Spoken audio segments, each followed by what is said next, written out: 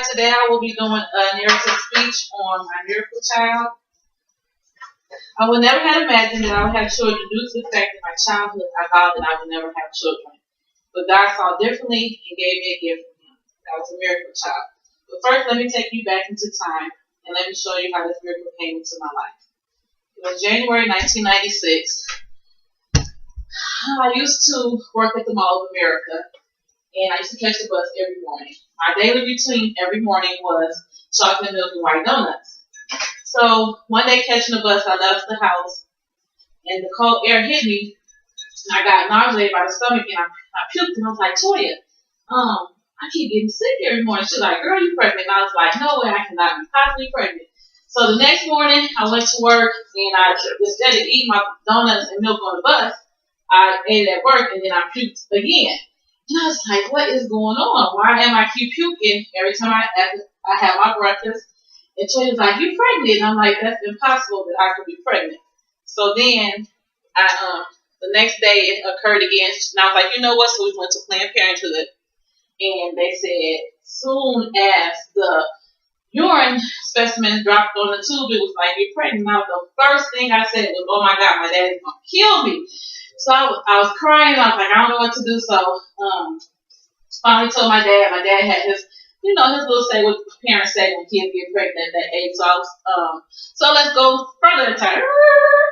So then, about August 20th, 1996, I was sitting in the living room, and my child wasn't moving in my womb like he normally did.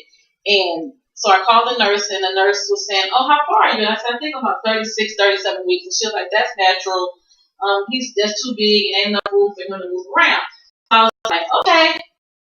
And then I woke up, and he still had moved around, and he was very, very active in my stomach. So that's how it made me realize something wasn't right. So I called the nurse again, and she gave me that same explanation. Oh, he's just too big. He's not enough room for him to move around. So later on that evening, I was like, something's not right. So I went to the emergency room. And when I went to the emergency room, they gave my and they said it's faint. And then they noticed that I had no amniotic fluid to give birth. So I was going to be giving birth to a dry baby. And they said, did you notice that your water broke? And I was like, no, my water never broke. And they said, well, you must have had a small leak in your bag, so I wasn't able to notice the small leak in my bag.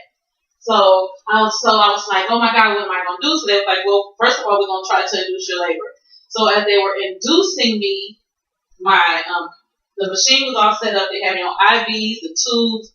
So the machine next to me that can show you when you get a heart rate, contraction on the machine. So as I was getting contractions, they'd come, ma'am, did you feel that? Did you feel that? Did you hear your contraction? And I was like, I'm not feeling anything. And it was like, that's impossible. You just got a very high contraction. But then they start monitoring me. And I got a contraction.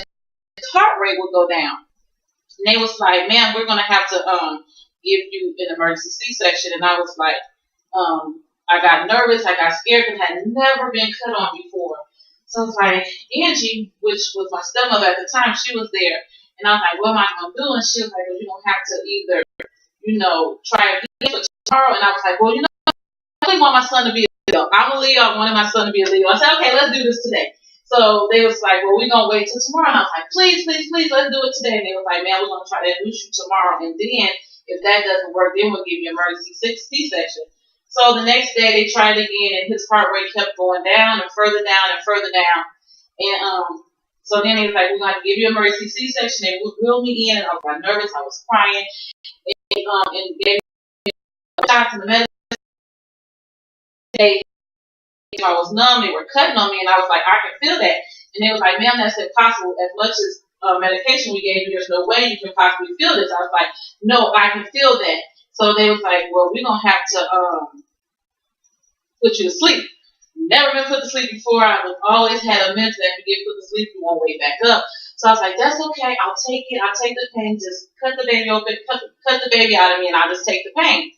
They was like, man, you can't take pain like that. And I said, I can't. I can take this pain. So as they were cutting me, I'm holding on to the bed rail. I'm holding on to my stepmother's hand. And I'm like, oh, my God, I can feel that. I can feel it. I can feel it. And they was like, how are you taking this? And I said, I'm okay. Just please don't put me to sleep. Please don't put me to sleep.